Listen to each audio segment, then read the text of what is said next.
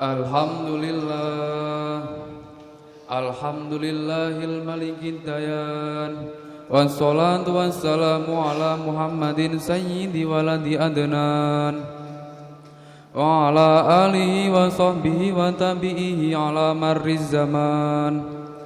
Wa asyhadu an la ilaha illallah wahdahu la syarikalah, al-munazzahu anil jismiyati wal jihati waz zamani wal makan. Wa asyhadu anna sayyidana Muhammadan abduhu wa rasuluh alladzi kana khulqahul Qur'an. Amma ba'd, ibadar rahman, fa inni usikum wa nafsi bitaqwallahil minnan al-qail fi kitabihil Qur'an. La khairan fi katsirin min najwahum illa man amara bi shadaqatin aw ma'rufin aw islahin bainan nas, wa may yaf'al dzalika ibtigha'a mardatillah fa sawfa nu'tihi ajran 'azima. Jamaah salat Jumat yang dirahmati Allah, saya mengingatkan diri sendiri dan jamaah yang dirahmati Allah bahwa ada satu peringatan yang terus diulang-ulang setiap pekan, yakni forum Jumat ini, yakni pesan untuk terus tawakallah, yakni menjalankan perintah dan menjauhi yang dilarangnya. Dan harus disadari bahwa peringatan yang diulang-ulang setiap pekan itu pertanda sebagai hal yang harus menjadi perhatian. Dengan demikian kita diingatkan sekaligus diwajibkan untuk terus meningkatkan kualitas takwa Allah tersebut. Harapannya semakin hari kemampuan dan keinginan untuk melaksanakan perintah dan menjauhi yang dilarang agama terus ditingkatkan. Salah satu kalam ulama yang patut menjadi perenungan adalah al-imanu yazidu wa yankusu, yazidu bit ta'ah wa yankusu bil maksiyah, yang artinya iman itu dinamis, dapat bertambah dan berkurang, bertambah karena ketaatan kepada Allah dan berkurang karena kemaksiatan. Hadirin rahimakumullah, dalam sebuah hadis disebutkan bahwa manusia adalah khalifah di muka bumi. Anna Rasulullah sallallahu alaihi wasallam qala, ala kullukum ra'in wa kullukum mas'ulun an ra'iyati. Fal imamul ladzi 'alan nasi ra'in wa huwa mas'ulun an ra'iyati. War rajulu ra'in 'ala ahli baitihi wa huwa mas'ulun an ra'iyati. Wal mar'atu ra'iyatun 'ala ahli baiti zawjiha wa waladihi wa hiya mas'ulatun anhu. Wa abdur rajuli ra'in 'ala mali sayyidihi wa huwa mas'ulun anhu.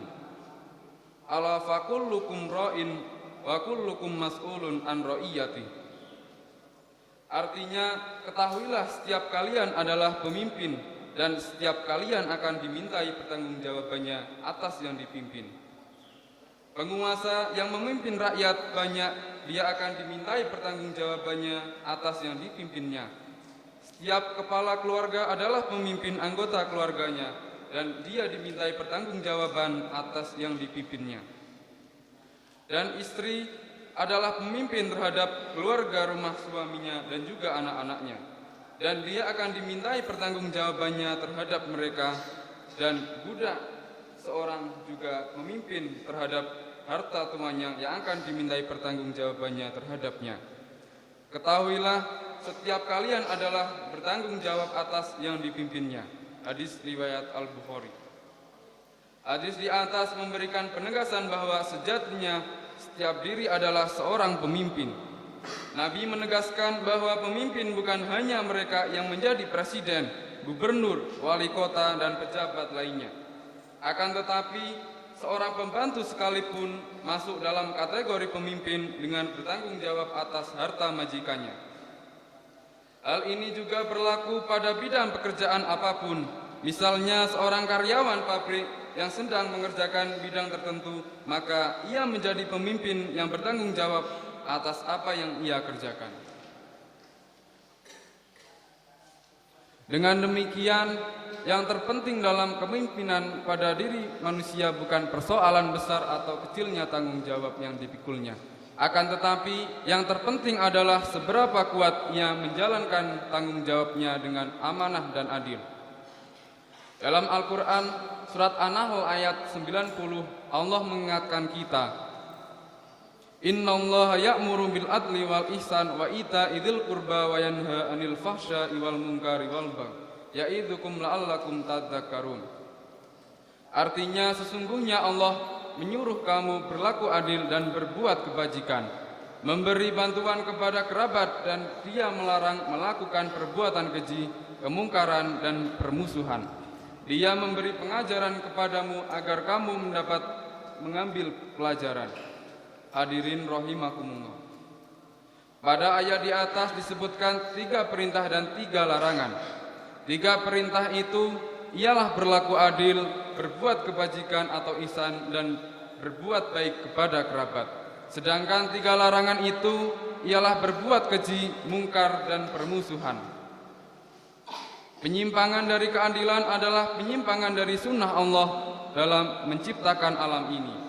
Hal ini tentulah akan menimbulkan kekacauan dan kegonjangan dalam masyarakat, seperti putusnya hubungan kasih cinta sesama manusia, serta tertanamnya rasa dendam, kebencian, iri, dengki, dan sebagainya di dalam hati manusia. Semua yang disebut itu akan menimbulkan permusuhan yang menyebabkan kehancuran. Oleh karena itu, agama Islam menegakkan dasar-dasar keadilan untuk memelihara kelangsungan hidup masyarakat. Dalam Islam, adilnya seorang pemimpin merupakan hal yang sangat penting dan diperhatikan. Mengapa? Karena keadilan seorang pemimpin dapat membawa kemaslahatan bagi masyarakat luas. Maka tidak heran jika Allah sangat memuji dan menjanjikan balasan kebaikan yang luar biasa bagi pemimpin yang adil, namun juga menjanjikan balasan keburukan bagi pemimpin yang tidak baik. Hal tersebut sebagaimana hadis Rasulullah SAW, Inna ahabban nasi ilallahi azza wa jalla yaumal qiyamati aqrabahum minhu majlisan imamun adilun wa inna abqadun nasi ilallahi yaumal qiyamati wa asyaddahu adzaban imamun jairun. Artinya sesungguhnya orang yang paling dicintai Allah pada hari kiamat dan paling dekat tempat duduknya dari Allah adalah seorang pemimpin yang adil. Sedangkan orang yang paling dibenci Allah pada hari kiamat dan paling keras siksaannya adalah seorang pemimpin yang zalim. Hadis riwayat Ahmad. Dalam hadis ini Nabi Muhammad SAW juga menegaskan tentang jaminan naungan Allah di hari kiamat kepada pemimpin yang adil. Sab'atun yudhilluhumullahu fi dhillihi yauma la dhilla illa dhilluhul imamul adil. Artinya ada 7 golongan yang akan mendapatkan naungan Allah di hari kiamat saat tidak ada naungan kecuali dari Allah. Di antaranya diberikan kepada imam atau pemimpin yang adil. Hadis riwayat Bukhari. Kebijaksanaan pemimpin dalam sejarah Islam dapat kita lihat salah satunya pada diri Umar bin Khattab yang rela berkeliling malam-malam untuk mencari warganya yang tidak bisa makan, hingga akhirnya menemukan sebuah gubuk yang di dalamnya ada seorang perempuan janda yang sedang memasak dan anaknya sedang menangis. Perempuan janda ini tidak tahu bahwa yang datang ke rumahnya adalah Khalifah Umar. "Mengapa anakmu menangis?" tanya Umar. "Seharian dia belum makan dan kini sedang menunggu masakan yang sedang aku masak," jawab perempuan itu.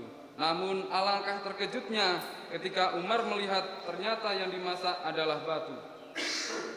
Perempuan janda ini melakukan itu karena tidak ada bahan makanan yang bisa dimasak. Lantas untuk menghibur anaknya, ia memasak batu agar tertidur.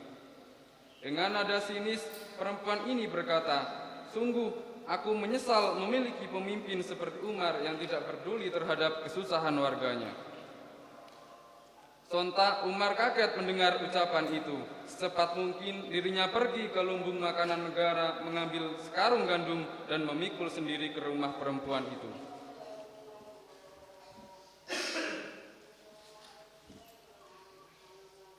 Tidak berhenti sampai situ, Khalifah Umar kemudian membantu memasak hingga matang dan dimakan oleh perempuan dan anaknya. Pertanyaannya, mengapa Umar bersusah payah mengangkat gandum sendiri hingga membantu memasak si perempuan janda itu? Karena ia sangat sadar bahwa dosa pemimpin yang tidak adil demikian besar dan dia sendirilah yang akan menanggungnya. Hadirin rahimakumullah. Semoga kita semua mendapat kekuatan untuk mampu mengemban misi sebagai pemimpin di muka bumi ini dengan baik, amanah, adil, setidaknya dapat memimpin diri sendiri agar bisa selamat di dunia dan di akhirat kelak. Amin ya rabbal alamin. Barakallahu li wa lakum fil Qur'anil azim wa nafa'ani wa iyyakum bima fihi minal ayati wa dzikril hakim. Wa taqabbala minni wa minkum tilawatahu innahu was-sami'ul alim. Wa astaghfirullaha li wa lakum wastaghfiruhu innahu huwal ghafurur rahim.